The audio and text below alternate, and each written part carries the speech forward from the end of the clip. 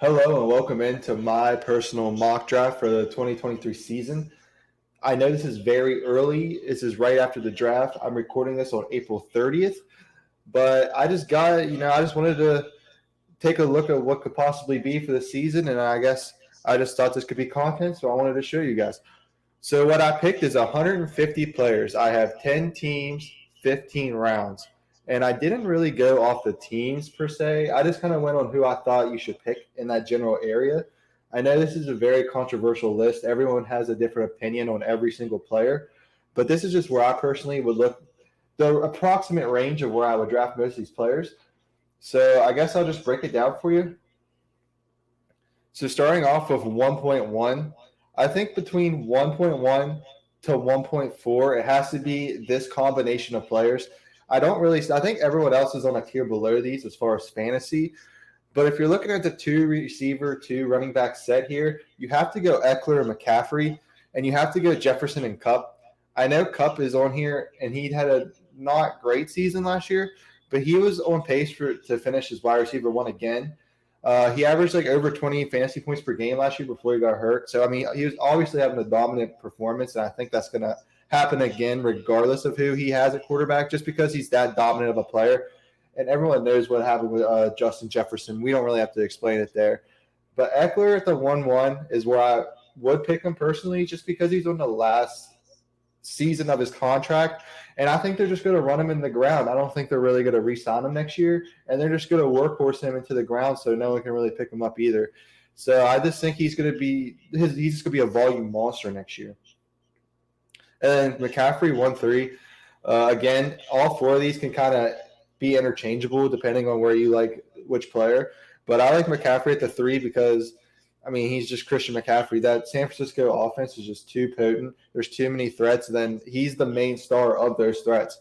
So if you have the best player or one of the best offenses, you're going to pick him this high regardless. And McCaffrey just gets it done. This is a PPR. I'm drafting based off PPR. And he's just a PPR monster along with Eckler out of the backfield. So those two are just on a tier by themselves to me. At the 1-5, we have Saquon Barkley. I think he's going to have an absolute monstrous season. I think he finished in the top 5 last year. But just going off of what he did last year, they added more weapons. Daniel Jones is going to be able to pass and get the ball down the field more. So there's more red zone opportunities for Saquon, and there's going to be more pass catches because they're going to want to pass him more with the weapons they have. So Saquon's going to be a part of that for sure. I mean, you don't have to count him out there. And he's going to have the touchdowns. I mean, he had a decent amount of touchdowns last year, and I just see that rolling into this season. The 1-6 here is very controversial, at least in my friend group. Everyone thinks this is the year that Travis Kelce really is going to take a dip for the worse. And I just don't see that happening. I think he looked very good last year. And, I mean, he was an integral part of that Super Bowl team. And, I mean, he's finished tight end 1 for, like, almost the last 5-6 seasons, and I don't really see that changing. Until I see an absolute drop-off myself, like, end season, I will take a risk on Travis Kelce in mid to early. Or the highest I would draft Kelce is 1-5. If you take him between 1-5 and 1-8, 1-9, I mean, that is just exactly where I have him in my head. So I think 1-6 is a good medium for that. And then another receiver that's kind of in the upper tier list, but not with the two guys that I mentioned previously, is Jamar Chase. That offense is just really explosive in Cincinnati. And I think Jamar Chase is the highlight of that offense. He's a really deep potential. And he had like 2 or 3 touchdowns last year that didn't even count. They were kind of like 50-50, like toe drag swag type of catches. So I really think, I mean, his touchdowns can always be through the roof. I mean, he's always a threat to drop 20, 25 fantasy points every game. All right, so coming into 1-8, I think Arthur Smith killed it with this pick right here, so I'm going to keep him there. Bijan Robinson to the Atlanta Falcons is exactly where I would draft him in fantasy. As far as the actual NFL draft, he might have got drafted a little high in my opinion, but for fantasy, with that Arthur Smith rushing attack, I think he's just going to absolutely eat carries and have touches, and he's going to be part of the passing game. Because I believe, me personally, that Taylor Heinicke is going to get the job over Desmond Ridder. And I think Taylor Heinicke is a good check-down quarterback. He's kind of like a 1-2 look-through guy with his targets. And then if not, he's straight to the check-down, which I like for fantasy. I mean, that's good for fantasy because we like the running back. So I think Bijan here is going to be a very good pick. I definitely see him going first round. The spot's going to kind of vary depending on how much you like or dislike Bijan, but he's definitely going to fall in the first, worst case scenario, early second round. And then I have these two running backs kind of paired together, and I think you could either have them or the couple wide receivers below interchangeable. But I have Derrick Henry and Josh Jacobs at the 1-9 and 110. I just think Tennessee is kind of like in a mess right now as far as what they're going to do regarding their offense. They just drafted Will Levis in the second round, and they also have Malik Willis, who is going into his sophomore season, and a really veteran Ryan Tannehill at the helm right now. So you don't know which quarterback's going to kind of start for them, or during the season is going to get promoted to the starter. So I don't know if I would draft Derrick Henry much higher than this. I could definitely see him going a couple spots ahead of where I have him. But for right now, I kind of like him at the 1-9 because you don't really know what's going to happen. And he's 29 coming off like half a year injury and then a couple games off last year as well, I believe. So Derrick Henry around the 1-9 is a good fit for me. And then Josh Jacobs at the 110. This is very interchangeable with Tyreek Hill and Diggs and even Lamb. I think Adams, Brown, and St. Brown are going to fall in the second, in my opinion. But Josh Jacobs had a really good breakout season last year. He finished as standard running back 1. But to go off that, he's played 4 seasons in the NFL, and this is his only real breakout year. Granted, he's finished top 15 most of those times, so he's a stud. But as far as fantasy goes, I think Josh Jacobs is really, I think last year was as high as he's going to go because his yards per carry and everything, like all of his stats were just outliers compared to his 3 seasons prior. Is that the new norm? I don't know. I don't know if that's the new standard for Josh Jacobs. But until I see more than an extra year, because they kind of have a new offense as well. They have a new quarterback. Their star tight end left. Devontae Adams is kind of iffy in this situation now that they kicked out Derek Carr. I mean, I think Devontae Adams is going to be there when the season starts. But you kind of don't know. And then they got Jacoby Myers. So the passing game might be included this year a little more than it was last year. But I like Josh Jacobs in the end of the first round. And I kind of just ran off a wide receiver list right here. These can go in any order for me. I think they all fit around this area, give or take a few spots. If you draft them early first to late second, I wouldn't, go crazy over it. But I kind of put them in the order I think they're going to be this year. So I kind of have Tyreek Hill at the 2-1, Diggs at 2-2, CeeDee Lamb at 2-3, Devontae Adams at the 2-4, A.J. Brown at 2-5, and then I have Amon-Ra St. Brown at the 2-6. I think a lot of these players are interchangeable depending on who you like more and what offense or even what team you like. If you're going to base a pick off your team, this is kind of the wide receiver group to do it because they're all going to finish around wide receiver 8 to 4. I don't think there's going to be a lot of sway there. I don't think many of these are going to fall outside the top 12. So it's just kind of, dartboarding which wide receiver does better than the other. So all these can fit in this area. And then I have these running backs, 2-7 to 2-9 in their own tier. This is kind of the second wave of running backs. So I have Tony Pollard, Ramondre Stevenson, and Travis Etienne. Again, I think you get interchange all of these 3 running backs. I think they all have potentially huge ceilings next year and very high floors as well. I don't see a lot of them getting overpowered by the RB2 that's coming in. I know Dallas drafted a running back, and I'm not sure about New England and Jacksonville right off the top of my head. But Tony Pollard, Ramondre Stevenson, and Travis Etienne all had very good seasons last year, and they're all in very high-powered offenses besides Stevenson. But he demands such a large target share in the passing game that it's going to make up for it, as well as Pollard and Etienne. They're really good in the passing game out of the backfield. So if you like one more than the other here, the 2-7 to 2-9 is very interchangeable to me. Then I have Garrett Wilson and Chris Olave at that 2 to 3 turn. I think both of these players are interchangeable. A lot of people wouldn't agree because they have Garrett Wilson much higher than Chris Olave. But I like Derek Carr and Chris Olave connection just as much as I like Aaron Rodgers and Garrett Wilson. I think both of them are studs. Both of them come from the same college, so they kind of, have the same background as far as a wide receiver, how they were like coached in college. And they're both going into their sophomore season. They finished the 1 and 2 wide receiver. It wasn't very far off. So I kind of like both of these flip-flopped either way. if you get him a couple spots ahead or below, I wouldn't like it wouldn't be the end of the world. But if you can get him if you really want to reach for one of these two wide receivers, and if you get them in that like tier two that I have, it wouldn't be a shock as well. And then this is kind of where you fall into your quarterback range, as far as I'm concerned. Our league really pushes off quarterbacks. We play. This isn't a super flex. This is just a one quarterback. So I have Josh Allen in a tier of his own. I know Patrick Mahomes finishes the quarterback one last year, but I'd rather have these six players ahead of Mahomes. But I wouldn't rather have him in front of Allen.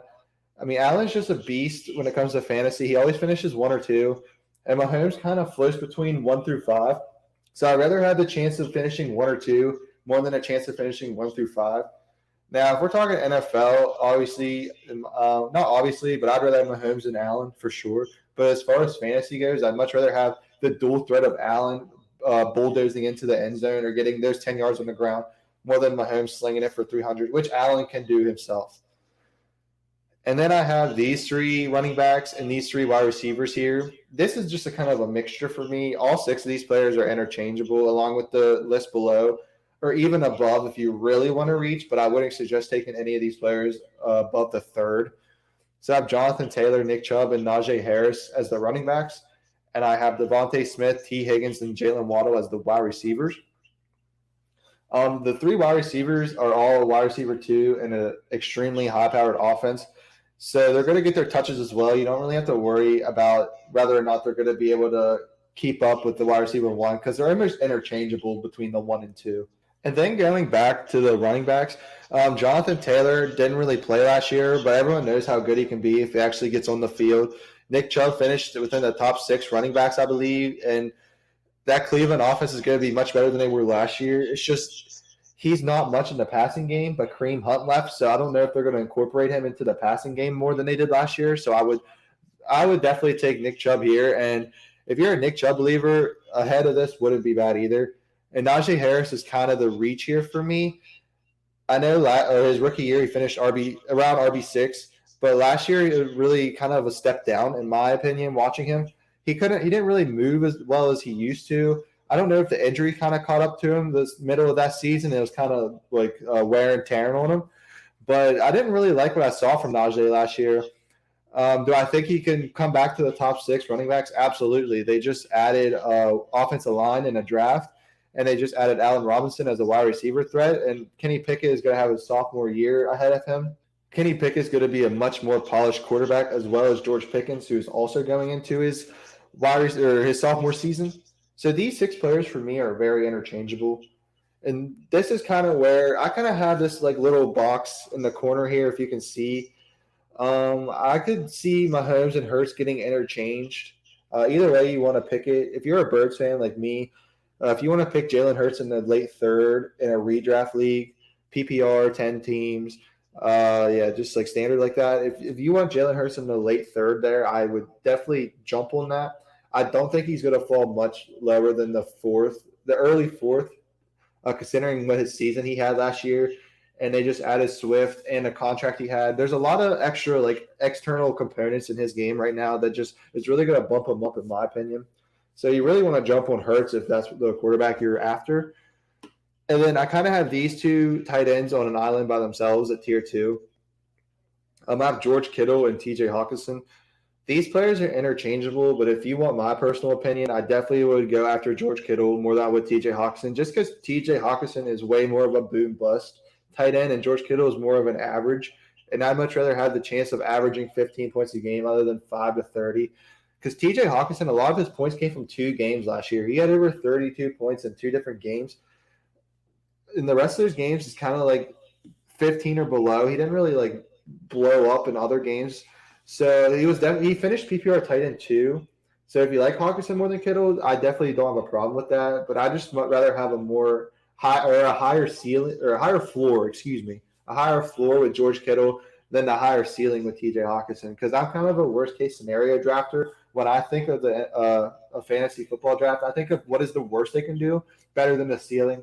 Because I don't want to have a boom or bust guy. I'd just rather have I know he's going to give me this many points, so I should be good. And that you get that with Kittle more than you do Hawkinson. And then coming around the beginning of the fourth here, I have 4 running backs. This is more my tier 3 addition to Najee, Chubb, and Taylor. You can switch any of these guys with those, and it wouldn't like I said. This is personal mock draft of mine. If you like one of these players way more than the other, by all means, go for them. But I like these 4 in this kind of middle to early fourth range. So we have Brees Hall, Kenneth Walker, DeAndre Swift, and Dalvin Cook. I like Brees Hall the most out of these 4 just because we know what he can do when he's on the field and healthy. And I know he kind of is coming off that ACL, but I really like that offense in New York. And I think they're just going to be really high powered. And Aaron Rodgers is going to I feel like he's going to treat Brees Hall like he treated Aaron Jones. And Aaron Jones has been very good in the fantasy community and PPR league, which is what I play. So I'm looking more at PPR. And if he treats Brees Hall like he did Aaron Jones, then you're going to love Brees Hall around this fourth and even late third or middle third if you want to switch him. And then it breaks into Kenneth Walker. I like Kenneth Walker at this too. They just drafted a pretty good running back in the draft, so I think they might try to incorporate him a little bit. And Kenneth Walker has injury, he's injury prone. He had a couple of games missed last season, so you always have to worry about that. And that's kind of like the theme of this little group here. But Kenneth Walker, if he plays again, like Brees Hall, like DeAndre Swift, like Dalvin Cook, all these guys, if he's on the field, they're studs. They're goons, and you definitely want them in your fantasy lineups. So that's kind of where I put them a little lower than the other 3, just because you can make the same argument with Jonathan Taylor and Najee Harris as far as being injury prone. But, I mean, Jonathan Taylor finished RB1, and Najee Harris finished RB6, and these guys kind of float around that like 10 to 12 range last year. So I just have them a little separated, but they're very interchangeable as well. And then I have this little group right here, the 4-7 to the 4-9. I have DK Metcalf, Joe Burrow, and Amari Cooper in these 3. This is right around where you want to get Burrow. I would even kind of wait to the 5th and see if you can get him on the turn. He's definitely the quarterback 4, in my opinion. I don't think there's another 4 here. I think the 3 quarterbacks before him are in their own tier, and then Burrow starts the second tier. And then DK Metcalf and Amari Cooper, they always finish top 15, top 10-ish range. And they're very good at not missing games.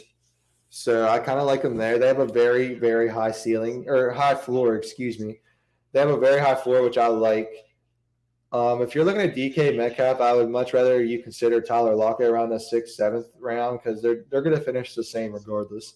And if you want to, get a better player here, like even one of the running backs coming up, I would much rather have one of them and just get Lockett as an extra receiver instead of just splurging right here for Metcalf. But I think this is where a lot of people are going to draft him. So that's kind of why I threw him here. Okay, coming to the 4-10, I have Mark Andrews, standalone tight end. I'm really going to stay away from any Baltimore players this year. I don't know what's going to happen in that offense. I don't know who's going to explode and who's going to kind of be a bust. Greg Roman left, and they added all these receivers, and they re-signed Lamar, and J.K. Dobbins is coming back. So everyone's going to kind of get mixed in this year. They really never played together. So I kind of don't know how that goes. And also they have the addition of Isaiah Likely at the backup tight end, which he's very good as well. When he played last year, I thought he was pretty good himself. So you also have to worry about him. So Mark Andrews kind of fell for me this year. This ain't really as much as the injury for him as more as the situation he's going to be in. The injury don't really worry me because I don't remember if he has been hurt before this.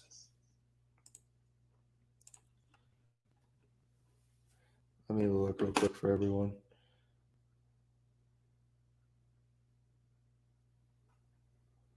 He finished tight end 4 in PPR. So, I mean, he's going to float around that 4 to 5 range.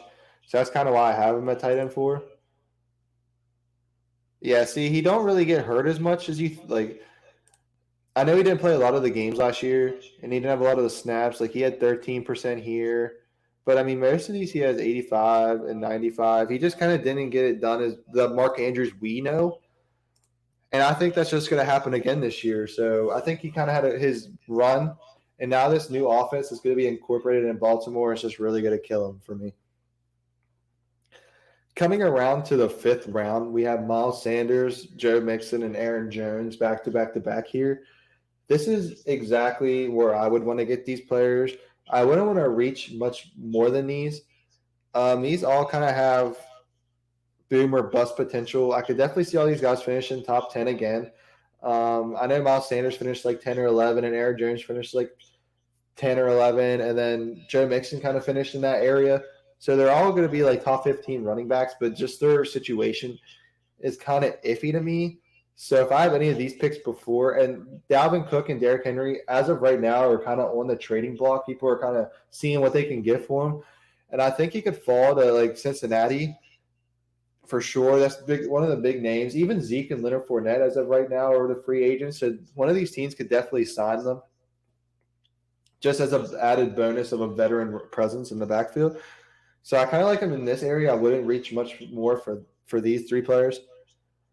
And then going into the 5-4-5-5, I have back-to-back Jacksonville receivers. And why I have them here is that to me, it's a coin toss. It's whoever you like more. I think Calvin Ridley is my personal favorite, but if you pick Christian Kirk, that is also a good pick as well. And I think they're going to fit right here. A lot of people that I like looked at on like all the social media and stuff are really sleeping on the Jacksonville offense this year.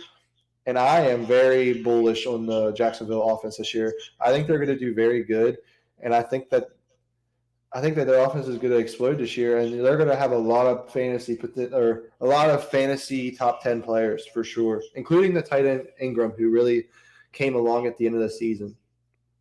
Coming into this mid-range fifth round, I have Justin Fields and Lamar Jackson. I think these players are interchangeable as well. If Lamar Jackson stays healthy, he's a top 6, top 7 quarterback, and I think Justin Fields finished like 5th or 6th.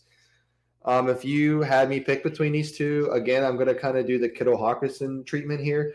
I'm going to go with Jackson just because Fields was more of a boom or bust last year. He didn't really come along until the end of the season, but when he did, he was an absolute diamond in the rough. In our league, he got drafted in the 15th round, and we do keepers. So, no one really expected him to do what he did last year. So the fact that he did, is pretty insane. Lamar Jackson, we know, is MVP caliber. He's won that award before. And I think these guys are interchangeable. 5-8, we have Jahmyr Gibbs from Detroit, who got drafted 12th overall this year. I hated that pick when I was watching the TV, but then they traded DeAndre Swift, and I kind of like it more. But I think people really forget how good David Montgomery is. I have him lower on this list. I have him around the 7. I think people are really going to get too excited for Jahmyr Gibbs and throw him in this general area. I personally wouldn't take him here, but I just have him here because I think this is where he's going to go in most league drafts, just because of that hype behind him. I think Montgomery's going to start in that backfield, and I do think it's going to be a timeshare, but I don't know. His height and his weight kind of scare me as well because the running backs really get beat up. So I guess we'll have to see. But me personally, I would flip these two. I think you can draft Gibbs here, but I think that's only if you are super high on him. If you're a ceiling drafter, then I could see someone picking him in the 5th. Even the 4th in this kind of friend group here with these running backs, I could see him floating in here. If he goes in the 3rd, I'm going to kind of laugh at whoever drafts him there. I don't think he's a 3rd-round pick. I don't think he's going to finish within the top 10 of running backs next year. Now, Bijan, I think, is going to finish within the top 10. But Gibbs is going to be, to me, a running back 20 to 30 player. So this, even a little lower, I would probably rather have him than right here. And then this guy, me personally, I'm drafting him honestly like late 3rd to early 4th. I am so bullish on Deontay Johnson. I think he had a statistical outlier year last year. There's no way he catches 0 touchdowns again. That is just a fluke season. That's never going to happen again, especially when he finished wide receiver 8 in targets. If you finish wide receiver 8 in targets, you usually are rocking a wide receiver 12 finish. That's if you drop a ton of balls as well. And he finished like in the wide receiver 30 range just because of the sheer lack of touchdowns. So I definitely like Deontay Johnson as a much – like if you get him here, it is an absolute gold piece for your team. I honestly think a lot of people don't even like Deontay Johnson. If you have a lot of newbies in your league, just kind of tell them, like, hey, he didn't even score last year, so I wouldn't draft him. That could you don't really think of that with the draft in your league, but if you have, like, stupid people they fall for the dumbest stuff whenever you talk about like who you're going to draft and everything like that.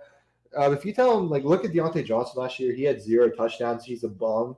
I could definitely see him. Everyone's skipping on him, and he falls to even the seventh or eighth. And if you get him there, that is an absolute gold pick. And there's no way that he doesn't finish. I'm calling it now within the top 15 wide receivers. I just don't see it happening again. And then 5'10. This is personally one of my favorite quarterbacks in the league. About fantasy, I would much rather have the quarterbacks before him. But I think Trevor Lawrence took an amazing jump last year as far as what he did his rookie to sophomore year. And I think Doug Peterson's to thank for that. As a Phillies fan, I know Doug Peterson's a great coach. He won us our only Super Bowl in our history. So I know that the amount of coaching he can put into someone and really change the environment. So Trevor Lawrence really benefited from the arrival of Doug Peterson. And I think that's just going to build it into next year, especially with the addition of Calvin Ridley. I think this team is going to go nuts next year, and this is going to be one of the top 10 quarterbacks in the league. All right, coming into the 6th round, I have Darren Waller. I think him and Kyle Pitts are kind of on this 6th to 7th round island, so I kind of have them in that general area. I'm kind of biased with Kyle Pitts because I drafted him last year, and I was a tight end away from winning my championship in my league, and I had Kyle Pitts to thank for that. He really disappointed last year, and with the Arthur Smith still running the show in Atlanta, I don't see much of that changing, especially since they drafted an absolute monster like Bijan Robinson in the 8th pick overall. I just think they're just going to build onto the running game, and they're just going to be like, well, if we win 5 or 6 games, we win 5 or 6 games. I don't think they have much of a winning culture there, and I don't see Kyle Pitts exceeding much better than he did last year. I know his rookie year he had over 1,000 receiving yards, and he was drafted 4th overall in real-life NFL draft. But they just don't utilize them how you would want them to. Starting us off in the 6th round, I have Mike Evans and Terry McLaurin. These guys are just kind of here because their quarterbacks are brand new, and you don't really know how they're going to mesh with them. They're both wide receiver 15s for sure, so you could definitely pick them earlier, and it wouldn't be like a tragedy or anything. Terry McLaurin's always played with a new quarterback, it seems like every year. So, I mean, he's kind of quarterback proof. He always finishes 20 to 15. And Mike Evans is kind of the same way. He had Winston for a long time, and then he had Brady for those couple years. But I really think Tampa Bay's offense is going to take a dive this year. So that's kind of why I have Mike Evans in the 6th. If it's between him or Godwin, I'm picking Evans just because of his history. He's always a 1,000-yard receiver. And despite last year's touchdown performance, he's always good for a good amount of touchdowns as well. So, and then coming to the middle of the 6'4", and 6'5", I have Kamara and Connor. This is kind of interchangeable for me, depending on how you view Kamara's probability of suspension. If you think Kamara's not going to get suspended, I would draft him much earlier than this. But I think he's going to get penalized. This is kind of where I'd have him. You have to get him decently in the early in the middle round just to get him, just because he's that good. He had a terrible season for his standards, and he still finished within the top 20 of running backs. So he's just very good. He's a PPR lunatic and just an absolute satellite running back. So you have to get him, even if that means stashing him for a few games. But if you think if coming to your draft, they announce that they're not going to suspend him. Again, we're recording this April 30th.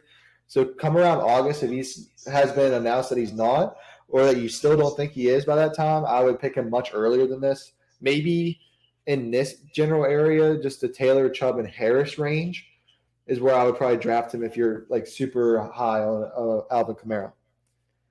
And then I have Ayuk at the 6'6". I think this guy is very slept on. I think he's been good for years, but last year he had his breakout season. He finished around wide receiver 15 last year, and I have him a round higher than Deebo Samuel just because I think a bold take I have is that Ayuk's going to be the wide receiver 1 in this offense come August. Is that the first game? I don't know. Deebo's probably going to, just because he's Deebo Samuel, he's probably going to get the wide receiver 1 start. But Deebo's monster season came from multiple positions. He played running back. He played like a tight end, hybrid almost, and he played wide receiver. So he was playing 3 positions at once. That's why he got so many points that year. And now they have the addition of Christian McCaffrey, who earlier is a 1.3 pick for me. So he's not going to be needed in the running game. That's not to say that Deebo Samuel's not going to go insane this year and just rack up the points like he did that year. But he has a lot bigger floor. Like his floor is so low for me, and his ceiling's just not as high as Ayuk's like floor to ceiling potential. So that's why I have Ayuk higher than Samuel. And then, like I said earlier, Kyle Pitts falls within the 6 to 7 range. And this is where the tier break comes. The end of the, I would throw Herbert into the tier 3 with Fields, Jackson, and Lawrence. I think Fields and Jackson are the upper tier 3, and then Lawrence and Herbert are the lower tier 3. So I would get those two first before you look at Lawrence and Herbert personally, but you could probably find him around this range in your draft. And then I kind of have this little square again, like I did upper with the tight end and quarterbacks. I have Pittman and Moore, and then I have Javonte Williams and Montgomery. I'm just waiting for him to play a full season. I think if he plays a full season, he's going to be within the RB10. He's just that good, but he just never sees the field just because of injuries. And Montgomery, like I said, I think is going to win the spot in Detroit over Jahmyr Gibbs. And he's definitely going to be the vulture of this team. They kind of got him for the ground and pound game. And if they're close to the goal line, I mean, you saw what they used Jamal Williams for. He had 17 touchdowns, and I don't see that changing much. They're just going to change Jamal Williams with David Montgomery. And then with the wide receivers in this square I have, Michael Pittman and DJ Moore are very interchangeable as well. You could draft them much higher or much lower depending on your preference. But I would kind of look for them in this general range. Michael Pittman is just kind of the Colts staple wide receiver at the moment. They're kind of all over the place with the rest of the team. They have like 2 or 3 tight ends, and then they have like 3 or 4 wide receivers. They just got rid of his wide receiver 2, Paris Campbell. Jonathan Taylor's coming back, so that might put a little dent in his thing. But they're going to have to work Jonathan Taylor back in. He has a year of rust under him. So I could see Michael Pittman kind of blowing up early in the season. Kind of like maybe even like wide receiver 7 and up, like just absolutely blowing up. Because Richardson is really going to, favor he's going to find a favorite target, and Pittman is the standard on the Colts as far as the wide receiver goes. So he's definitely going to look for Pittman in times of trouble. And like everyone talk about his traits, he can throw it 50, 60 yards. So if they throw it down to Pittman, Pittman's a bigger receiver. He can definitely grab those jump balls. So if you like Richardson more than I do, personally, I'm kind of iffy on Richardson. But if you really like Richardson, I think he is the QB1 of the future for the Colts, and you think his rookie year is going to be very good, you could very easily get Michael Pittman much higher than where I have him. And then DJ Moore's going to a new system. He's moving from Carolina to Chicago. Justin Fields is my quarterback 5.6 in this right now. So that puts him around QB5. I like this. He's a certified wide receiver 1. And the stat is, if he played for Chicago his whole season, he'd be the best wide receiver in Chicago Bears history. So just bringing that type of stature to this offense is going to really boost him up. I could definitely see him being much higher than this pick as well. Maybe even around the DK pick all the way to the Deontay Johnson pick is as high as I can see him. And a lot of people, if they hate Chicago's offense, I could see him dropping to where I have this rookie runoff right here, the 8 to 9. So he just kind of floating in that 7 for me. Okay, rounding out the 7th round, I just have a runoff of wide receivers. I think most of these receivers kind of fall in the same tier.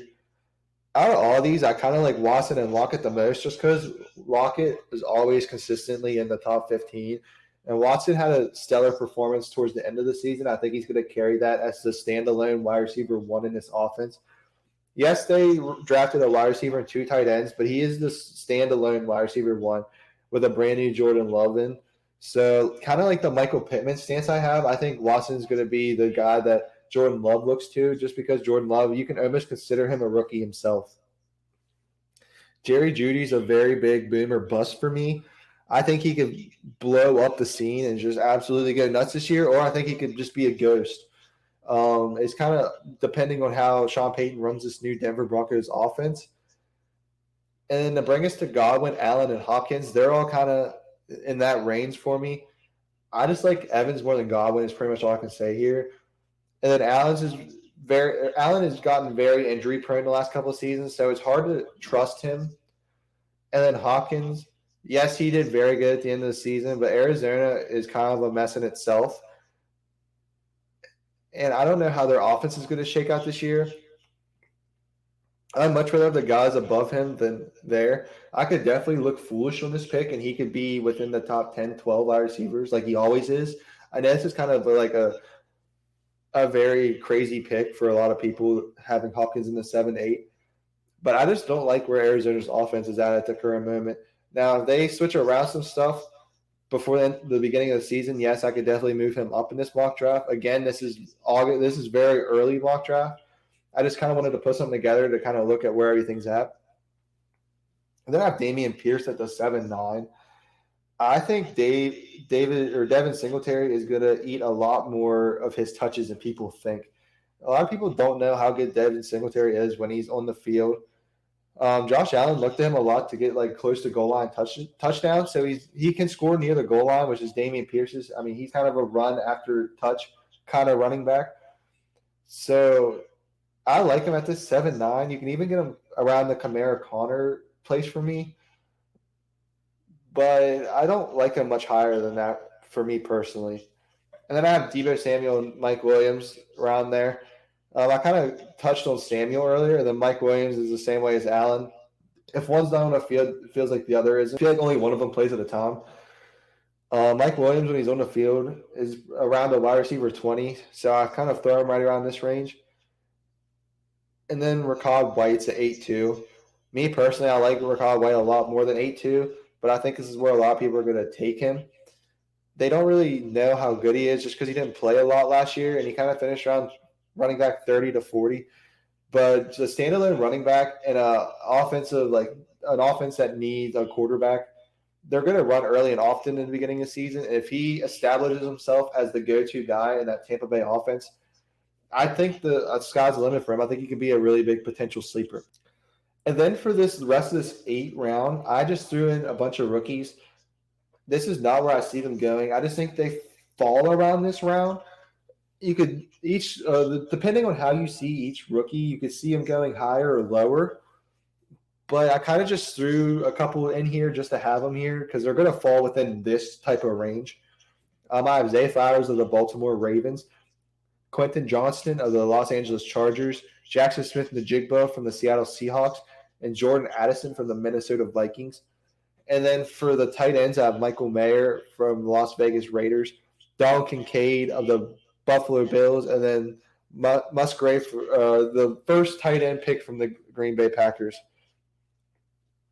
Any of these guys can float around this area or even go super high or super low. But I think Gibbs and Bijan are going to be the standalone, like way above the rest in your draft. And then I just have Marquise Brown here. I didn't really know where to put him. This is a very big range guy for me. If you like him, you can draft him a lot higher. If you don't like him, you can draft him a lot lower. I just kind of threw him here just to have him on the list. And then coming into the 9th round, I have Daniel Jones and Dak Prescott. I think this is the start of the next tier of quarterbacks. In our league, personally, this is probably where you're going to find these type of quarterbacks.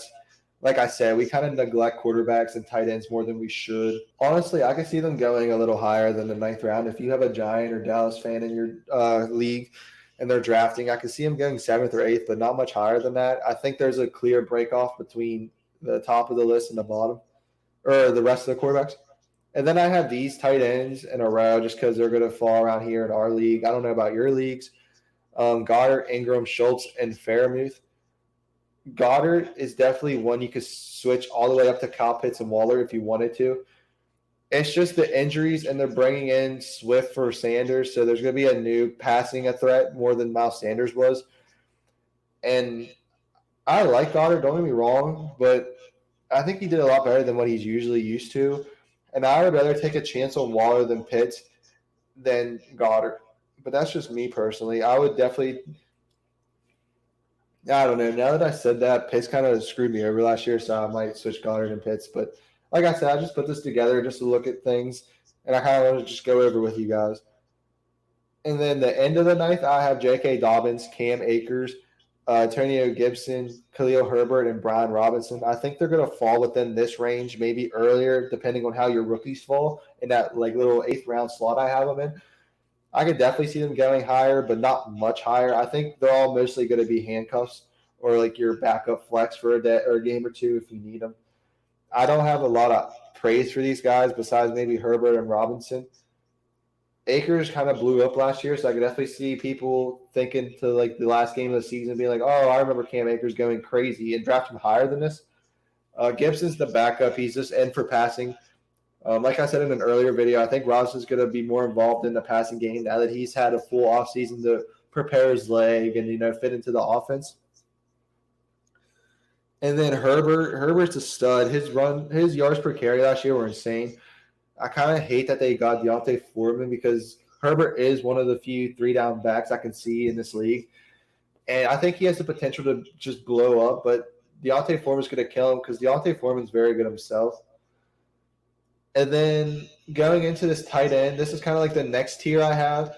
Njoku, Cole Kmet, and Chig Okonkwo. Njoku's an absolute baller. He's a top 5 tight end if he stays healthy. It's just if he stays healthy. He's just a much better athlete than the rest of these guys, I think. Like, athletically, he's an absolute lunatic. But it's just staying healthy. And then he kind of only went off last year. I don't really know much about his stats other than last year. I can look up quick for you.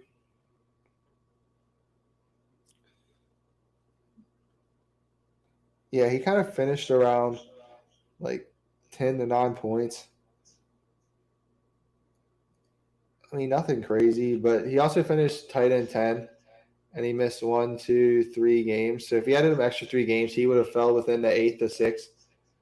So, I mean, he's very good. And Kmet and Okonkwo are very good as well. They're more just kind of if you want to get them later at a discount compared to the rest of the tight ends. I wouldn't judge you for that. And then this is kind of like the back of the Dak Prescott, Daniel Jones tier list for me. Kirk Cousins, Jared Goff, and Geno Smith. Geno Smith finished QB5 last year, I know, but I don't think that's going to happen again. They're going to pretty much float around 10 to 15. That's where they all kind of finish besides Geno. But like I said, I don't see Geno repeating that type of season. And even if he does, you can still get him in this league because people don't trust him. He's over 30 now. Yes, they added JSN, and Charbonnet, whatever his name is, for running back. So they added some weapons, but I don't know. I don't see him falling within the QB5 again, which hurts to say because I'm a West Virginia fan and he went to WVU. And then moving along to this 10-11 turn, I have these 6 running backs, and they are very interchangeable. Even with this group of players, I wouldn't hate on you if you changed them. There's not much to say. These are a lot of just deep league flex at this point, or if you get a RB hero strat going and you need an extra running back to throw in, one of these guys will get the job done. Nothing crazy about these guys. And this kind of goes with this wide receiver core I have right here at the 11. I threw these guys here because they're not going to blow up, I don't think. The best potential maybe is Burks or Dotson, just because they're going into their sophomore year in London as well. But they don't have really good quarterbacks to throw to them. And then the rest of these guys are kind of they're not going to finish in the top 10, I don't think. They're probably not even going to finish in the top 20, to be honest with you.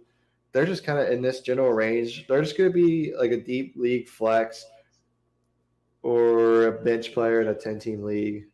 I don't think you're going to get much more out of these guys. And then I threw Algier in here as well. He kind of fits in this group, but I just didn't really think of him because of Bijan, which is a very good late-round pick if Bijan goes down because he was a 1,000-yard rusher, and he's only going into his sophomore season. And I just love players going into their sophomore season because that's when a lot of them bust out into the scene. Their rookie year, they kind of get the feel of things and are good, but then their sophomore year, they have a year under their belt, and then they just really explode onto the scene. So I really like sophomore season players. And then Moore fits into this wide receiver group. And then this is the backside of the quarterbacks that you're going to draft. Again, I mean, Murray's not going to play a lot. Watson's just still relatively new. Wilson was just a ghost of Russell Wilson last year. Derek Carr, it might crack the 15, and Rodgers might crack the 15, but I don't see them going much higher than that. There's really not a lot of run potential here besides these two, or maybe Wilson if he runs like he did at the end of the season. But running potential kills you in fantasy, so I kind of have these in their own tier list. I don't see any of these guys finishing much higher than 15. And then I just added these 2 tight ends in before I gave you my defense and kickers. just because they're also like decent tight ends to stream if you need to. I definitely think Dalton Kincaid is going to beat Dawson Knox out of that position, and Hunter Henry is also tight end 2, tight end 1A, 1B there. So you can change this with Hunter Henry if you like the person that's been there longer. But talent wise, I like Gesicki more than Henry. Going into the defense, I just made the round 13 defense for you guys. So drafting first, the defense, I'm going with the 49ers. They're just monsters. I mean, you can just go down the list, and every single player is like fantasy relevant. They either get picks or sacks or even like forced fumbles and stuff. They're just always going to be within the top 5. And you can say the same for Dallas. These two are interchangeable to me, and then it breaks off. Like these two are going to finish 1 and 2, most likely. And then the Patriots come in at 13-3. Belichick always finds a way to get these guys within the top 6 in fantasy. They just capitalize on the offense's mistakes. And Belichick has them so coached, like it's just insane because they get touchdowns like off picks and stuff, and they get a lot of sacks. Matthew Judon is always an absolute lunatic. He's always in the top 2 or 3 sack leaders. So him alone brings his defense up. And they just added Christian Gonzalez, which is my favorite cornerback in the draft this year. So they could definitely get an extra pick or 2 or even a crib call. So I could see them falling around here. The Eagles are going to be good like last year. Jacksonville finished defense 6 last year, and they're my sleeper. I think they're just going to fall within this 5 to 6 range again. The Jets is kind of where I cut this list off. So these 4 kind of fall within their own thing, and then these 2 are their standalone 1 and 2. The Jets are very good, and with their new offense, it's going to put even more pressure on the opposing offense. So even if you want to draft the Jets higher than this, I wouldn't hate it. This is kind of like where I break the tier 3 off. The Bills and the Chiefs, I just have them here because they always finish within the 7 to 12 range. And their offense is just so dominant, the other team has to just keep up, and they're bound to make mistakes. And these teams are somewhat decent at capitalizing. If you have more opportunities, you're going to get more points based off those picks, like picks and forced fumbles and everything like that. And then you can add these guys in that tier. It doesn't really matter. It's defense. It's kind of more of an opinion based for you. But I like the Ravens and the Dolphins. I think they're very good defenses, and they play very hard. The Ravens are always good at limiting points, and then the Dolphins are very good at picks. They're a lot better than people think. Xavier Howard always basically leads the league every year. So those 2 are very good. Like, if you don't want to spend a pick in the draft for a defense, they're going to probably fall to even undrafted. You can just switch out a player if you kind of want to take a chance on another player, which isn't a bad strategy. I mean, if you don't want to draft a kicker or defense in your actual draft, you don't have to. You can just stream defenses and kickers every week. I kind of took that approach last year, and it worked out for me. I made the championship. Unfortunately, I lost. But, I mean, it works if that's a strat you want to do. And then moving on to the kickers, you have to put Justin Tucker at the first spot. He's just a system kicker, he said, but he's a lot more than that in fantasy. He always finishes 1 or 2. Same about Carlson as well. He's always in the top 2 or 3. And next 2 picks are just kind of based on how good their offense is Tyler Bass and Evan McPherson. They're always very good kickers, and their offenses are just bonkers. So they're going to have a lot of opportunities to kick extra points and even like rinky-dink field goals. So they're definitely good kickers to have on your team. And then Hong-Wei Koo and Jason Myers are 2 good picks as well. Just to run off the rest of these, Matt Gay and Indy's going to get a lot of red zone opportunities. So I don't think there's going to be a lot of finishing drives there. Kansas City is just the offense, like these guys. But he was injured last year, so. And these guys are also going to be just kind of goal line. The drive ran out, so they kick a 20, 30-yard field goal. So these guys are also good to have as well. And then to give you guys, I just made my last round players I think you can get at an absolute steal and might have potential to do very good next year. So starting off with the quarterbacks, I have Kenny Pickett and Jordan Love. I like both of their situations next year. And then moving to the running backs, if Alvin Kamara goes down, which I think he will, Jamal Williams, besides the TCU running back they just got, he's the standalone RB1 there, and he was running back 13-12 last year, so he can absolutely get the job done. Having Olave and all them, take him close to the goal line. He scored 17 touchdowns, so, I mean, he can obviously get it done around there. So I don't hate Jamal Williams as an absolute steal of a handcuff, as well as P. Ryan. Javonte Williams is always at an injury risk. And Samaje Perine, when he played last year, he was very good. He's a very good pass catching satellite back, and Denver kind of incorporates that into their. Sean Payton does that because he had Kamara and all them, and Reggie Bush and all them. So he uses the running back. So I see Perine even splitting the backfield with Williams, even if Williams is healthy. So I would definitely look at him for a handcuff. And I just like these two because I see them to have the best opportunity to beat out players to get targets.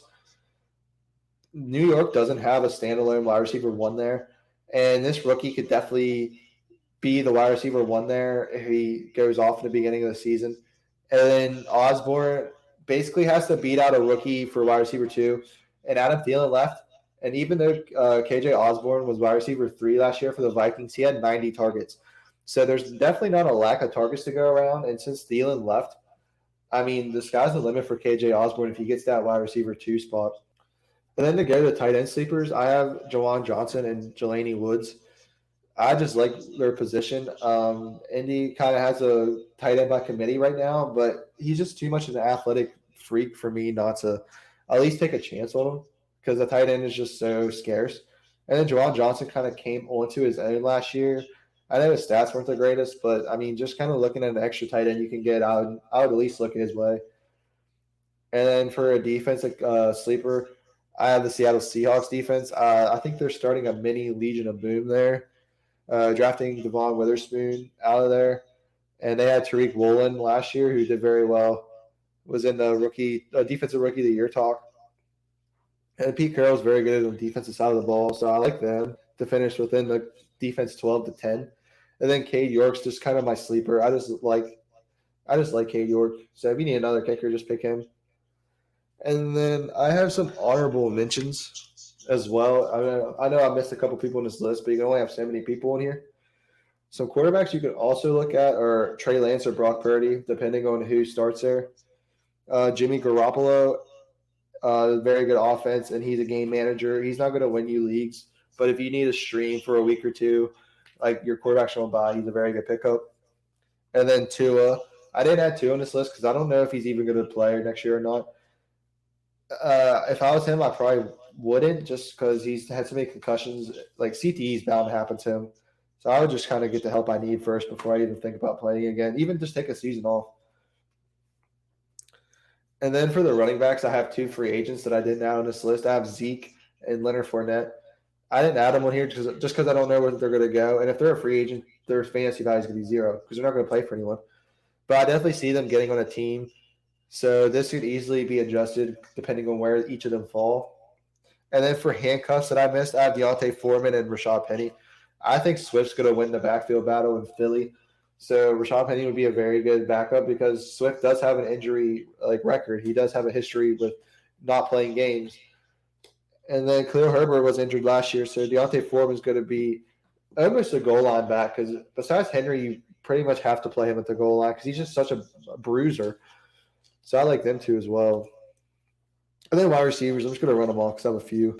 I have Michael Thomas, Darnell Mooney, Gabe Davis, Elijah Moore, Adam Thielen, or DJ Chark, depending on who gets there. Even Terrace Marshall, which is my sleeper. I really like him. Rondale Moore, George Pickens, and Alan Lazard. So any of them could also fit in this mock draft if you like one of them more than another player I put on here. And then going to the tight end, I have Zach Ertz or Trey McBride. Whatever happens in Arizona, I guess could be a streamer tight end. Hunter Henry, like I said, is interchangeable, and Mike Gesicki. Tyler Higbee, Isaiah Likely, Joe Everett, and then my sleeper is Jake Ferguson. So I also like Jake Ferguson, even though they drafted that Michigan tight end. He's more of a run blocker, I believe. So I don't see Jake Ferguson losing the starting spot to him right off the bat. So he'll have time to at least prove himself. And then I have a rookie. This tight end class is very good. This is probably one of the best tight end classes we're going to have in a while. So if you're in like a dynasty league, I know I did just a redraft league here, but if you're in a dynasty league and in need of a tight end, this is probably the year to get it. Or if you get like the 1-2, 1-3 next year, probably get Brock Bowers. But yeah, this is pretty much my mock draft. Again, this is April 30th, so it's a very early selected mock draft. We don't know where everyone's going to fall within the offseason. And I mean, we don't know how the rookies are going to fall as well. We don't know the offseason hype and the training camps and everything. So we have a long way to go. But if you're like me, I just want to, see a screen full of like an order. And I know this is very early. It's August, or not August, it's April 30th. And it's very obvious that this is going to change depending on what happens in the off season. But I'm the type of person that likes to see like an order where I'm going to at least look for people just to have an idea. Because in my league, we trade in the off season. So if you want a keeper or something, or if you want to give up a keeper for a draft pick back, this is kind of like where you got to look to see, okay, so for Cook, I'm looking mid fourth or late third. So I'm going to kind of want in that range of a pick back. I mean, it's just kind of things you got to look for if you want to get picks during the off season when people aren't really paying attention to their leagues. Because we're in a league where we can trade all the way to 2025 right now, the 3 years in advance. And you can trade these players for much more than they're worth during the offseason just because people don't really pay attention. And you could definitely, get a trade that you like a lot more than what they should give you. And then when the trade or when the draft comes around, the actual draft, they're going to be like, oh, why did I give you him? So just something to think about. You could definitely hype up these players for sure. And yeah, that's all I have for you today. So coming from the Fantasy Bumps channel, my name's Shanholtz, and I hope you have a good day.